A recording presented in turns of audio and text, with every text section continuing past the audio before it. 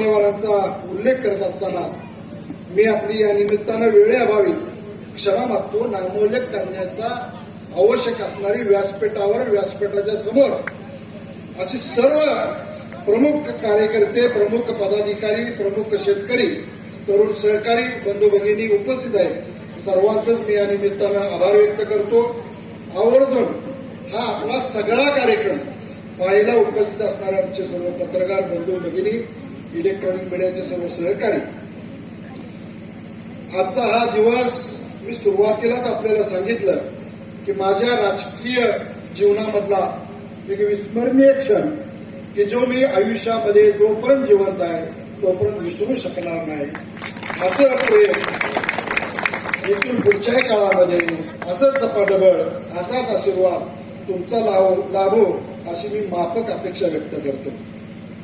खऱ्या अर्थानं या योजनेचा सुरुवात ज्यावेळी जिल्हा परिषद आणि पंचायत समितीची निवडणूक लागली त्यावेळी खऱ्या अर्थानं याची सुरुवात झाली किंवा मुहूर्तमेढ त्यानिमित्तानं मला माहित नाही का तुम्हाला तुमचं आमचं ग्रामदैवत शीतनाथानं आणि बिरोबानं तुम्हाला मला बुद्धी दिली आणि माझ्यासारख्या कार्यकर्त्यावरती जबाबदारी.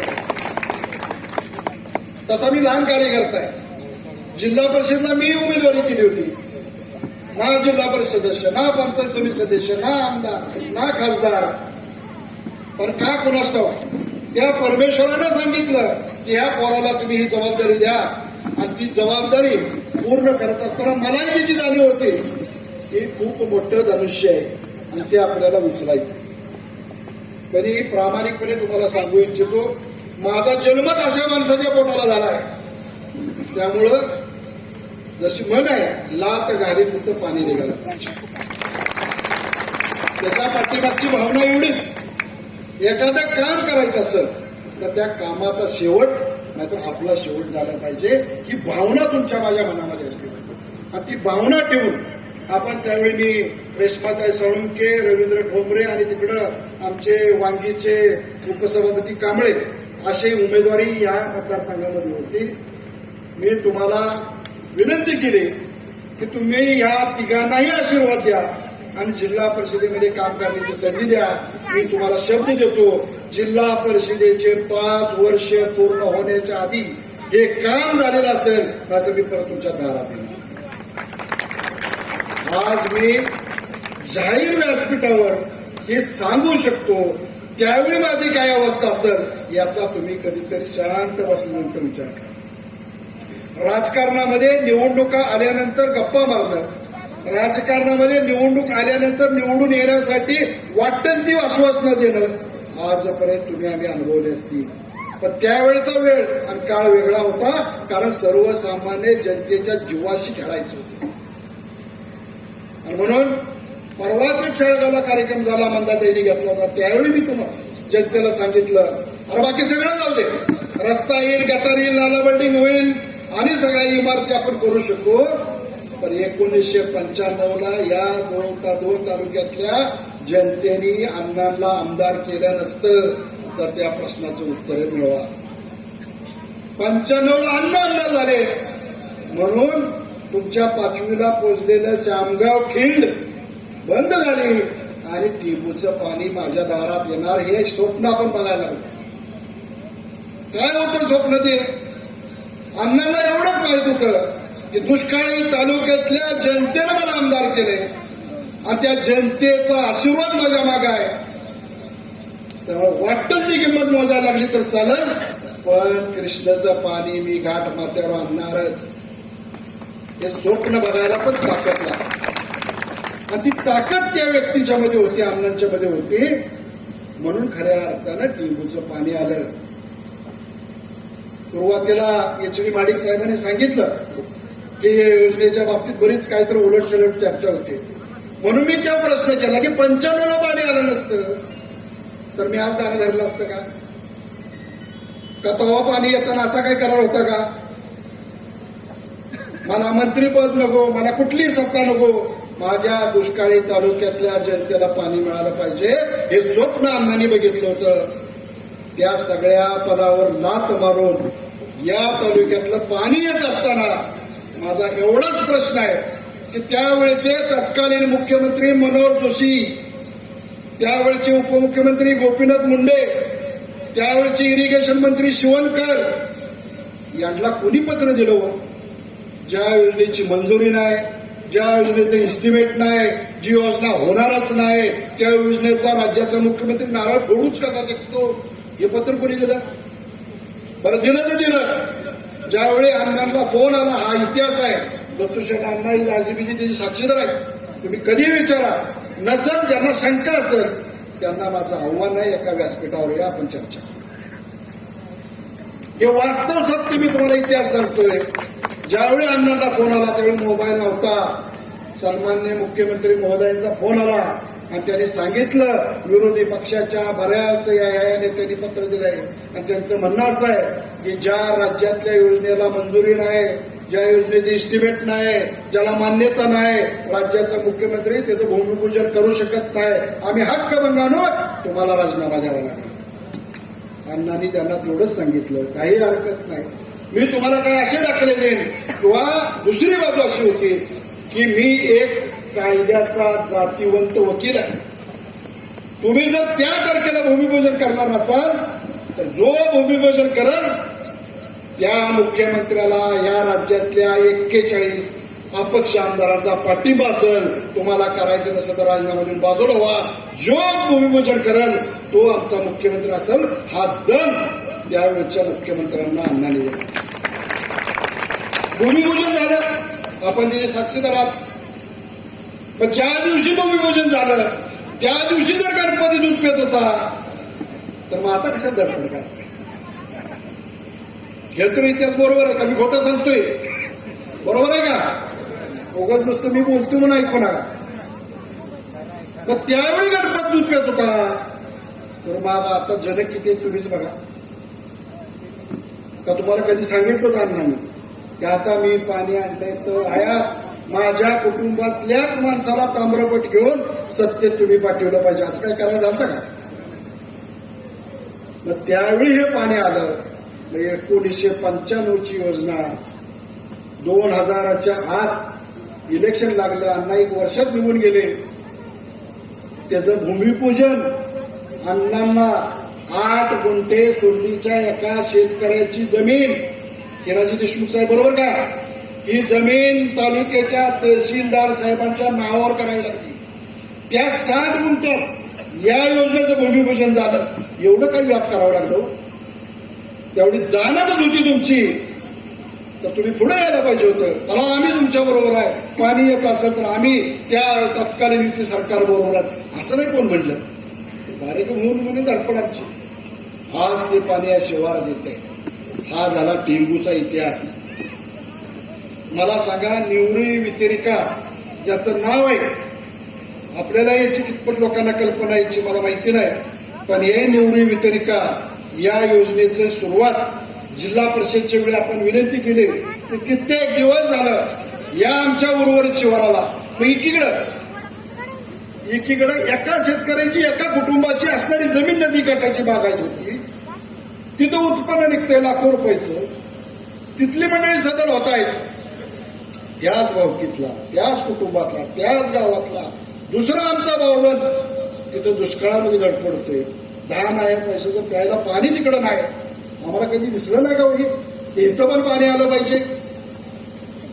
पण मी माझं भाग्य समजतो की मला तुमची सेवा करण्याचा योग या सिद्धनाथानं आणून दिला, या बिरोबानं आणून दिला, म्हणून मला आज हे काम पूर्ण करता. तुम्ही त्यावेळी रेशमाताईंना निवडून दिलं नसतं तर माझ्यासारखा लहान कार्यकर्ता जिल्हा परिषद अध्यक्ष झाला नसता. मी अध्यक्ष झालो पहिल्या 15 आठवड्यात ही सगळी मंडळी माझ्याकडे आली. आता आपल्याला या कामाचं पूर्णत्व करावं लागेल. माझ्या जिल्हा परिषदच्या दालनामध्ये अध्यक्ष झाल्यानंतर गुणाले साहेब असतील, झेंकटे साहेब असतील, कडुसकर साहेब असतील, या सगळ्यांची बैठक लावली. मी त्यांना म्हणलं, विनंती आहे आम्ही तुमच्याकडे येतो. त्यांनी सांगितलं नाही, तुम्ही जिल्हा परिषद अध्यक्ष आहात, तुम्हाला राज्यमंत्र्याचा दर्जा आहे, आम्ही तुमच्याकडे येतो. म्हणजे दर्जा बिर्जा जाऊ दे, माझं काम झालं पाहिजे.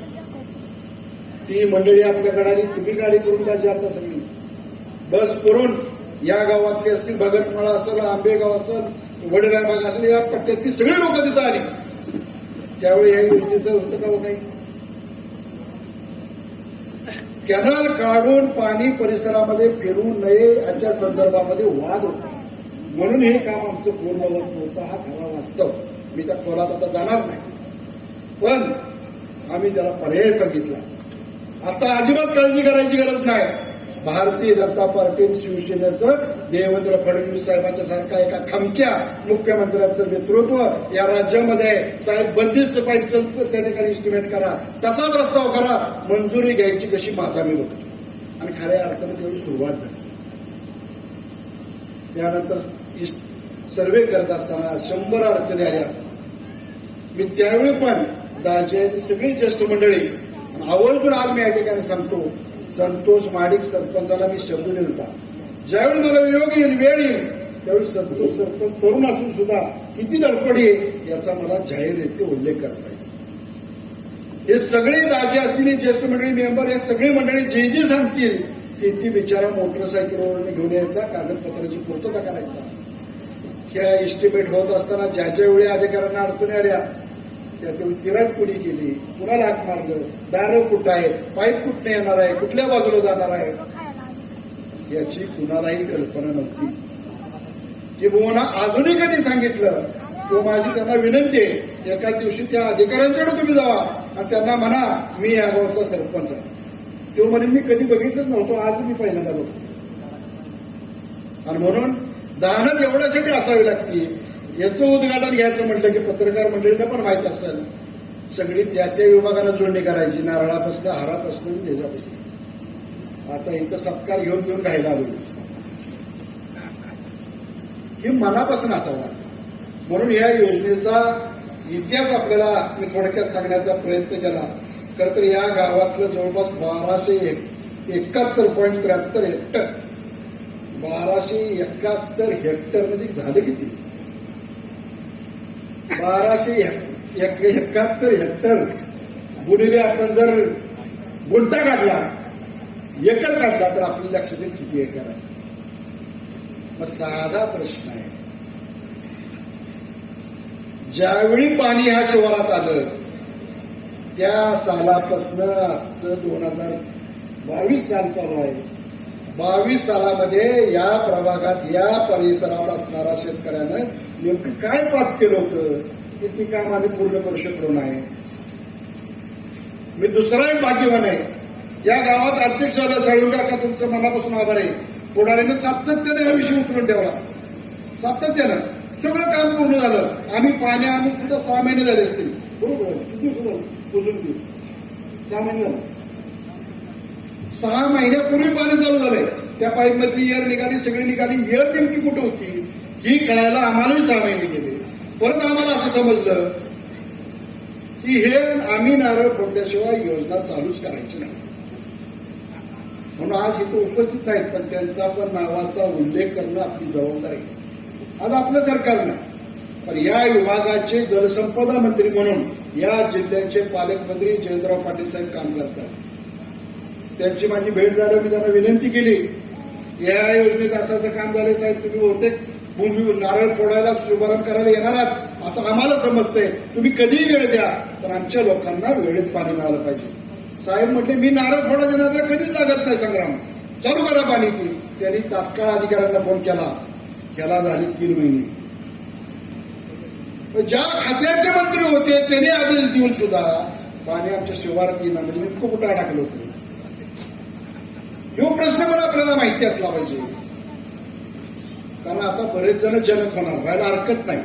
मला मगाईचं आता जाता कोणतरी म्हणलं की आपण आता यादी काढूया, पत्र करूया, तयार करूया आणि जिथं जिथं दारं पाहिजे तिथं ऍडिशनल काहीतरी इस्टिमेट काढूया आणि काहीतरी गंडीव दिली. पुन्हा मातीने सूर्य पश्चिमेकडे उगवणार आहे. अरे आमचं हक्काचं पाणी काम पूर्ण झाल्यावर सुद्धा या गावातल्या त्या शेतकऱ्यांना अर्ज करावा लागतो. आम्ही आंदोलन करू. या गावानं अण्णा तुमच्यापासून अनिल भाऊ बाबर असतील, डॉक्टर पतंगराव कदम साहेब असतील आणि अण्णा असतील, या माणसाचा मोठं करण्यामध्ये या गावाचा सिंहाचा वाटा आहे. या माणसाला मोठं केलं गावानं बाद केलं का? आज मी आपल्याला सांगतो, ज्यावेळी या कामाचा शुभारंभ झाला त्यावेळी आवर्जून दाजी आणि भाऊने आपल्याला बोलवलं, तुम्ही आलं पाहिजे. का बरं आम्हाला बोलवलं? त्यांना करता आलं असं त्यांचं, पण त्यांना याची कल्पना होती की ह्या कामामध्ये आपण पण पुढाकार घेतला आणि या कामाची मंजुरी तत्कालीन जलसंपदा मंत्री गिरीश महाजन साहेब असतील त्यांच्याकडून आपण मंजुरी कशी घेतली, मुख्यमंत्र्यांची मंजुरी कशी घेतली, नितीन गडकरी साहेबांच्याकडून आपण याच्यामध्ये समावेश कसा करून घेतला, प्रधानमंत्री सिंचन आवास योजनेमध्ये प्रधानमंत्री सिंचनमध्ये या योजनेचा समावेश कसा झाला. 40 कोटी रुपये योजना आहे.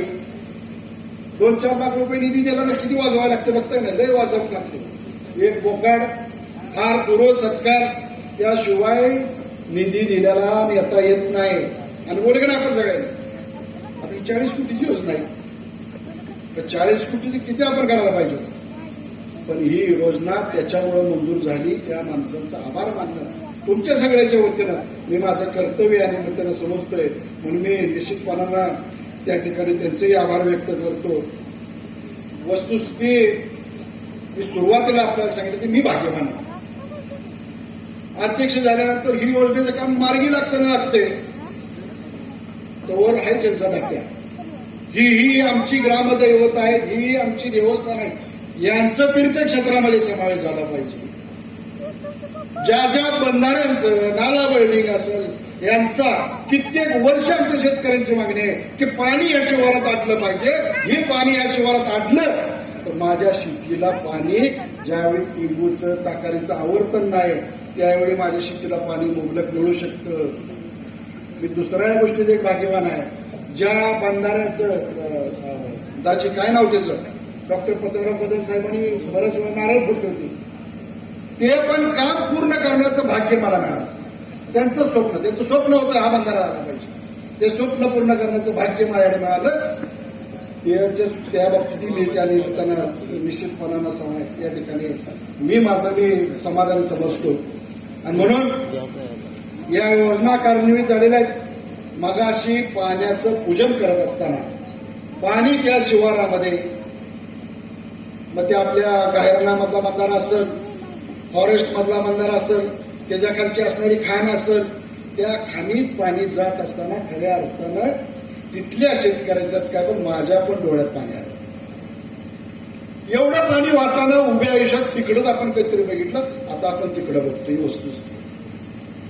आणि म्हणून अजूनही या कामामध्ये काही त्रुटी आहे, जिथं आपल्याला दारी आवश्यकता आहे ती तुम्हाला या ठिकाणी निश्चितपणाने सांगतो ती सगळी दारी होतील.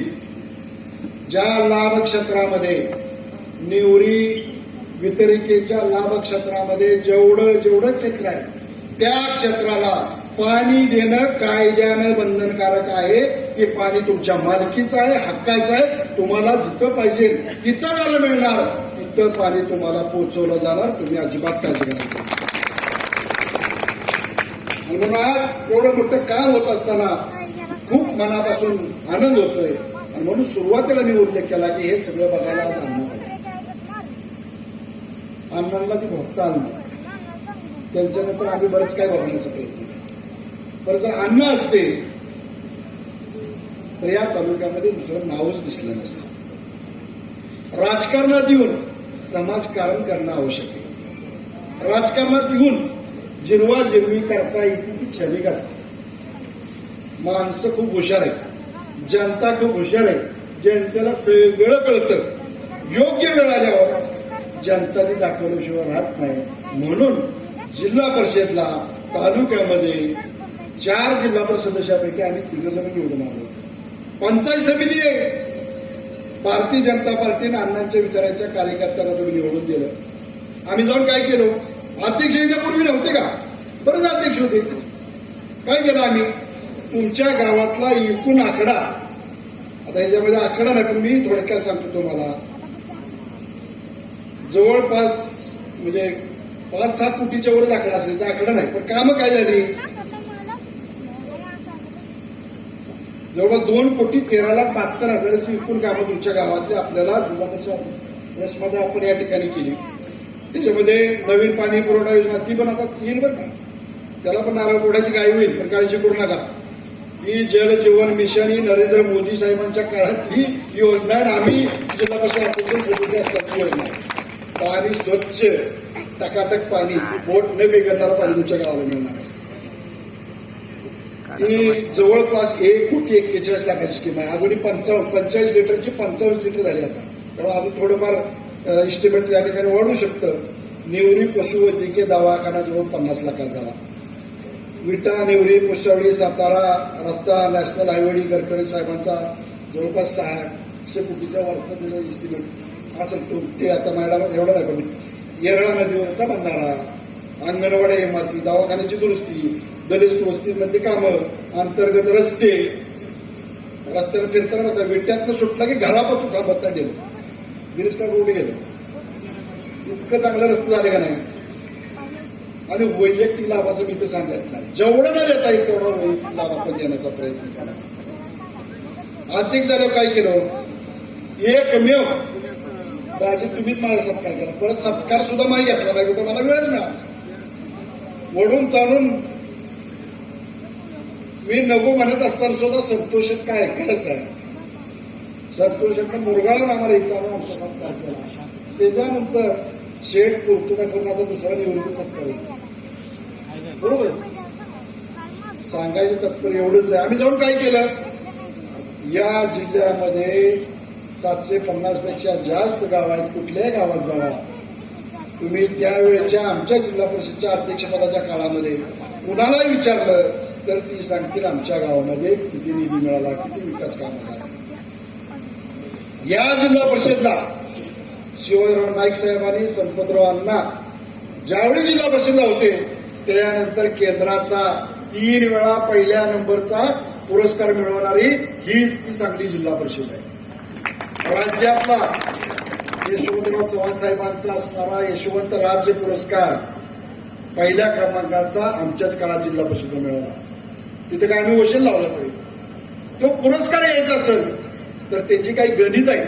ती गणित असं आहे, सगळ्या विषयाचे पूर्तता झाल्याशिवाय ते मार्क मिळत नाही. या जिल्हा परिषद आदर्श जिल्हा परिषद म्हणून पुढे आली. एकच मी उदाहरण जातो सांगतो, असंख्य अशी उदाहरण आहेत. दिव्यांग मित्र अभियान, खऱ्या अर्थानं ज्या कुटुंबामध्ये दिव्यांग असतो, काय असेल ते असेल, खूप पुण्य पाप असेल, पण त्या कुटुंबातल्या दिव्यांगाला सुद्धा ताट मानेनं जगता आलं पाहिजे ही भूमिका आम्ही घेतली. माझ्याकडे जतचा एक कार्यकर्ता आला, त्याला चालता येत नव्हतं, पायरी चढता येत नव्हतं, असा पायानं आणि हाताला अपंग असणारा तो ग्रस्त भाकरी बांधून जत मंद आला होता. पण ज्यावेळी मिरजच्या दवाखान्यात पोहोचला त्यावेळी डॉक्टरनी त्याला सांगितलं, अरे बाळा तू उशीर आलास, आजच्या वाराला जेवढे टोकन होते ते टोकन आता संपलेले आहे, तुला पुढच्या वाराला यावं लागेल. त्याला कोणी सांगितलं माहित नाही. त्यांनी सांगितलं की तू जा आणि अध्यक्षाला भेट. तू बिचारा माझ्याकडे आला. मला आल्यावर म्हटला की असं झाले, मला डॉक्टरने पुढच्या आठवड्यात यायला सांगितलंय. मी आता कसा बसा उसने पैसे घेऊन मी इकडे मिरजला आलोय. घरातली भाकरी बांधून मी घरी मिरजला आलोय. मला राहायची सोय नाही, मी थांबू शकत नाही. मी त्यावेळी त्याला म्हटलं की तू कोणत्या डॉक्टरला भेटलास, त्यांचं नाव सांग, त्यांचा नंबर आहे का. सगळी माहिती घेतली. त्याच वेळी आम्ही ठरवलं आता ह्या माणसांसाठी आपण काहीतरी करू. मला सांगायला अभिमान आहे, राज्यातली तर देशातली सांगली जिल्हा परिषद पहिली जिल्हा परिषद आहे. त्या घरस्थाला मी सांगितलं तू घरी जा, ज्या डॉक्टरने तुला पुढचा वार दिला त्या डॉक्टरना तुझ्या घरी तुझा फॉर्म भरायला पाठवतो, तू घरी जा. आम्ही त्या दिवशी दिव्यांग मित्र अभियान राबवलं. आमच्यापासून सगळे दिव्यांगाच्या घरामध्ये गेलो, आम्ही फॉर्म भरले. एका दिवसामध्ये 36,000 दिव्यांगांची नोंदणी याच सांगली जिल्ह्यामध्ये केली. की काय आम्ही दिव्यांग केले का, पूर्वीपासून होते, तुम्हाला करता आला. अडगळी पडलेल्या कामाला तुम्हाला न्याय देता आला नाही, तो न्याय देण्याचा आम्ही त्या काळामध्ये प्रयत्न केला. अशा असंख्य कामे. ज्या जिल्हा परिषद शाळेवरती टीका टिप्पणी व्हायची, विद्यार्थी मागून मागून आणायला लागायचे, आम्ही पहिल्या दिवशी ठरवलं की जिल्हा परिषद शाळेमध्ये पहिल्या वर्षी किमान इंग्लिश मीडियम मध्ये शिकणारी मुलं किमान 1,000 मुलं तर आमच्या शाळेमध्ये परत आली पाहिजे. सांगायला आम्हाला अभिमान आहे, पहिल्याच वर्षी या जिल्ह्यामध्ये 3,070 मुलं इंग्लिश शाळेमधली मुलं परत आमच्या जिल्हा परिषद शाळेत आली. मॉडेल स्कूल सारखी नवीन योजना आली, ज्या गावामध्ये 70 लाखाची मॉडेल स्कूल, ह्या नेवरी गावामध्ये आपण 70 लाखाची मॉडेल स्कूल आपण त्या ठिकाणी देतो. सांगायचं तात्पर्य असेल, आरोग्य असेल, शिक्षण असेल, स्वच्छ पाणी पुरवठा असेल, गावातला विकास म्हणजे काय, ही कामं आपल्याला करता आली पाहिजे. शोभेचं पद नाही. मला तो दिवा घेऊन जिल्हाभर मजा मारता आली असते. गच मोठा बंगला, 4-4 शिपाई, आचारसकट सोय. पूर्वीची मी काय काय त्या बघितली घाण काढली, मी सांगत नाही जाहीर, असं सगळं करता आलं असतं. पण एकही दिवस आम्ही जोपर्यंत होतो तोपर्यंत जिल्हा परिषद रात्री 11-11:30 बंद नाही झाली. 11:30 पर्यंत 200-300 माणसं जिल्हा परिषदेमध्ये असायची. जिल्ह्यातली काम होत होतं म्हणून लोक विश्वास ठेवत होते आणि म्हणून त्या काळामध्ये आपल्याला काम करता आलं. म्हणून तुम्हा सगळ्या मंडळींचं अंतःकरणपूर्वक ऋण व्यक्त करतो की तुम्ही आशीर्वाद दिला म्हणून आम्हाला हे काम करता आलं. तुमचं पाठबळ म्हणून हे सगळं आपल्याला कामाचा न्याय आपल्याला त्या निमित्तानं देता आला. म्हणून मी या निमित्तानं आपल्या सगळ्यांचा आभार व्यक्त करतो. अण्णा असतील, दत्तूशेठ अण्णा आकाराम नानांचा म्हणजे एवढे मी लहान होतो ते जिल्हा परिषदला होतो. मला वाटतं तमाशाचा कार्यक्रम करून त्यावेळी आम्ही मत थोडक्यात थोडक्या मत म्हणजे अशी माणसं होती. सांगायचं ती चिकाटी पाहिजे. ती चिकाटी लोकांच्या मध्ये अपेक्षित आहे, कार्यकर्त्यांच्या मध्ये अपेक्षित आहे. नवीन पिढीतल्या सगळ्या कार्यकर्त्यांना माझी विनंती आहे, आमच्या राजकारणाच्या स्पर्धेत अजिबात पडणार. त्याचं कारण असं आहे, तुम्हाला खेळवणं, दर 5 वर्षाला तुमचं मत कसं घेता येईल एवढ्यासाठी राजकारण करणं याची पीएचडी असणारे आमच्यासाठी पुढारी. वास्तव या तालुक्याचं भलं कुठं झालं हा विचार आपण केला. मी जिल्हा बँकेत काम करतो. गिरीश काकाला विचारा, गिरीश काकांना चेअरमन आहे.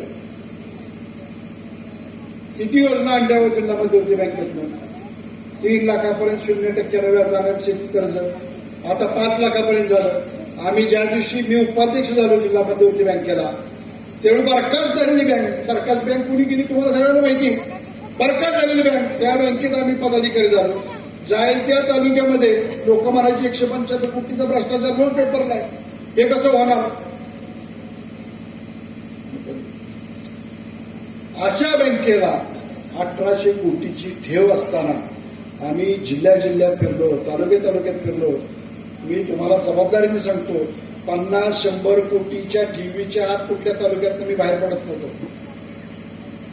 शेतकऱ्यांना, विद्यार्थ्यांना, उद्योजकांना, ज्या लोकांना या बँकेची मदत होणार आहे त्यांना काय अपेक्षित आहे हे विचारूया म्हणून आपण अभियान सुरू केलं. तालुका न्याय लोकांच्याकडे फीडबॅक आहे.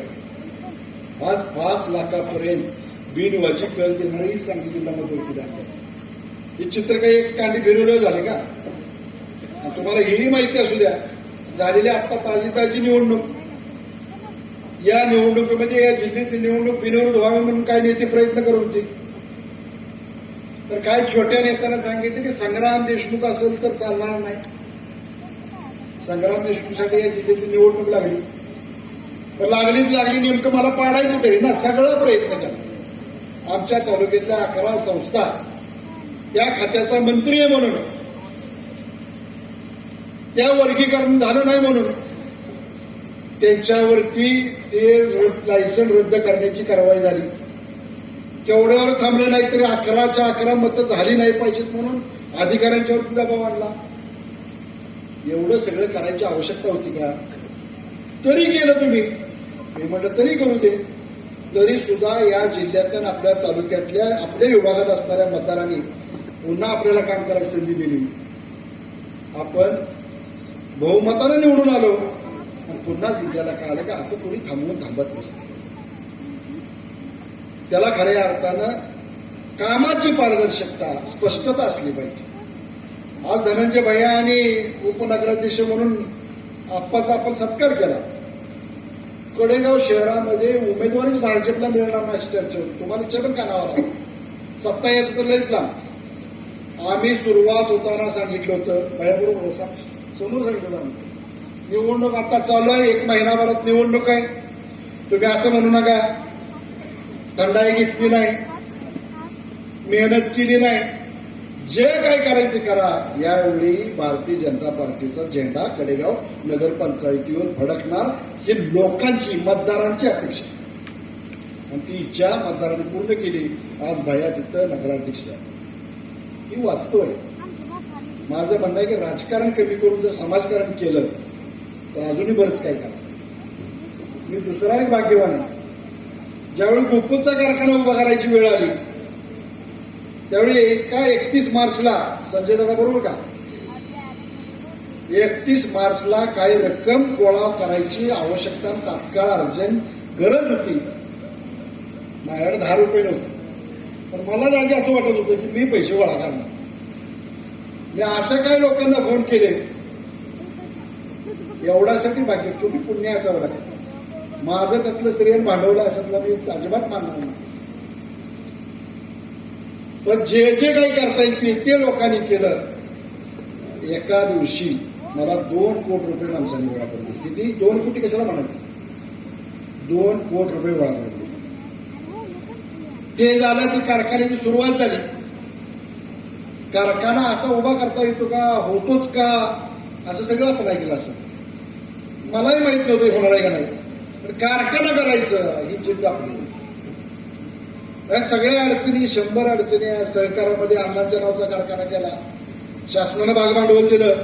भागभांडवल दिलेलं शासनानं असताना सुद्धा काही माणसं त्या विभागाचे मंत्री झाल्या त्या कारखान्याचं डिरेस्टर केलं. तो कारखाना मोडून काढायचा प्रयत्न केला.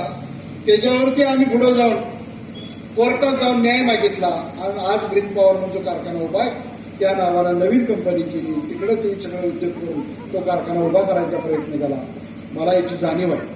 हा कारखाना उभा करताना माझ्यापेक्षा जास्त तुम्हाला सगळ्यांना त्रास आला. तो कारखाना उभा करत असताना परत पैसे कमी पडल्यावर बँकेनं काय मला सल्ला दिला. मी तुम्हाला स्पष्टपणे या निमित्तानं सांगतो, माझ्यासारख्या कार्यकर्त्याला 100 वेळा जन्म घेतला तर ते उपकार कधी फिटू शकत नाहीत. एवढे उपकार या लोकांचे. बँकेच्या कागदावर 80 सह्या केल्या लोकांनी. मी सातबारा लिहून मिळतील का, घर लिहून मिळतील का, तुम्हाला सगळ्याला लिहून मिळतो का, ह्याची कुणी चौकशी केली नाही. असं करून करोड रुपये उभा करून दिले लोकांनी. तुम्ही जावा बाजारात बघा बिस्किटचा पुडा पण देते का. पण हे लोकांनी दिलं. मला हेही माहित आहे की लोकांना याचा त्रास झाला.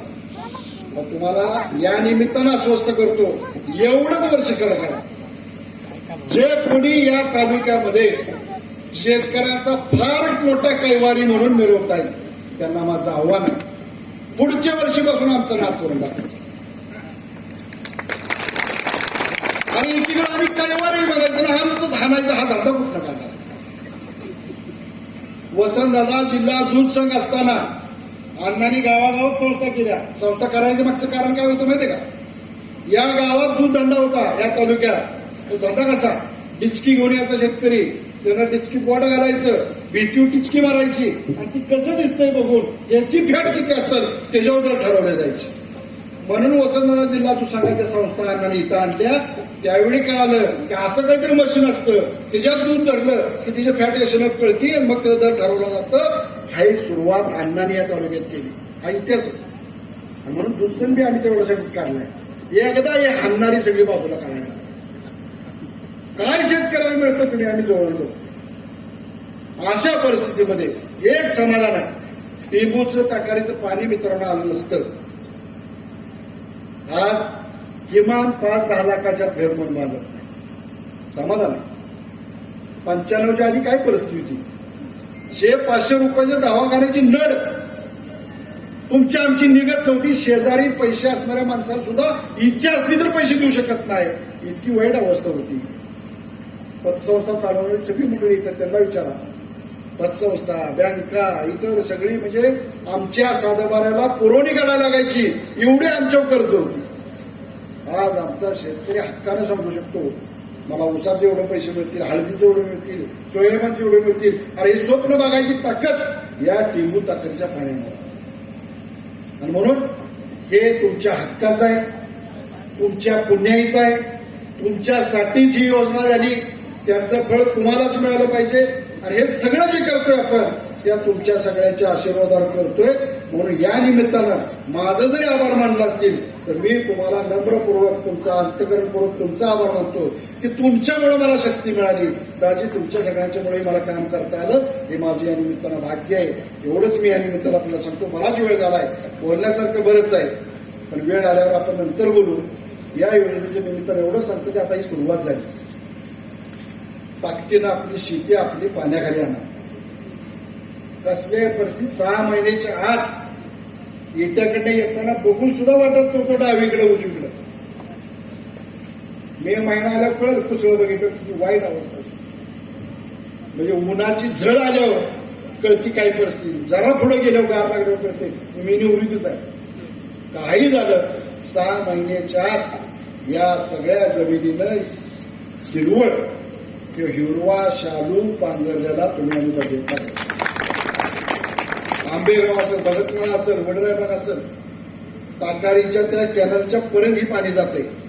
बरोबर. भगत सरांचे पण मला माहिती आहे. अण्णा आपण मी लहान असताना मंचीकडे चालवून गेलो एकदा, त्यांना प्यायला पाणी नव्हतं. भगतमाळा असेल, जगतापमाळा असेल, या सगळीकडे दादा इथे आमचं भाऊ इथं आहे. दासआप्पांच्या सारखी त्यावेळची ज्येष्ठ मंडळी त्यावेळी प्रयत्न करत होती. आज दासआप्पा बघायला असते. भगतमाळ्यातलं तळ त्याची दुरुस्ती पण मीच केली. त्या तळ्यात पाणी भरलंय. आता त्या तळ्यात पाणी भरल्यानं जर दासआप्पांनी बघितलं असतं तर मला नक्कीच म्हणजे मी केलेल्या कामामध्ये मला एक अनेक समाधान मिळालं असतं की आज दासआप्पा त्या गावात बघायला पाहिजे. या सगळ्या गावांना आपण पाणी देऊ शकलो. निश्चितपणानं मी तुम्हाला खात्री देतो, कुणीही काही काळजी करायची गरज नाही. आता पाणी सुरू झालंय. जिथं जिथं अडचण वाटत्या, जिथं जिथं पाणी उचलावं लागतंय त्याचं स्टोरेज कुठं ते बघून घेऊ आपण. तिथून पाणी उचलायचं कसं, त्याची सोय काय करायची, त्याचंही आपल्याला नियोजन करावं लागेल. ते आपण नक्की त्या निमित्तानं करू. या निमित्तानं मी पुन्हा एकदा आपणा सर्वांचं अंतकरणपूर्वक आभार व्यक्त करतो की न भूतो ना भविष्यतो असा कार्यक्रम आपण आयोजित केला. कारण सत्कार आणि नारळ या दोन्ही गोष्टीचं लय मला काय कोण असतात, पण ते मला दत्तूशेठ अण्णा जेव्हा उपाधीशी दिली तेव्हा मला फिरवायची नारळ फोडायला. मी अण्णांना म्हणायचं मला कशाला फिरवतो. केलेलं काम सांगावं या संस्कृतीची आपण ते आपण मेहरबानी करत नाही. आपल्याला मिळालेली संधी, त्या संधीच्या निमित्तानं आपण ते करतो.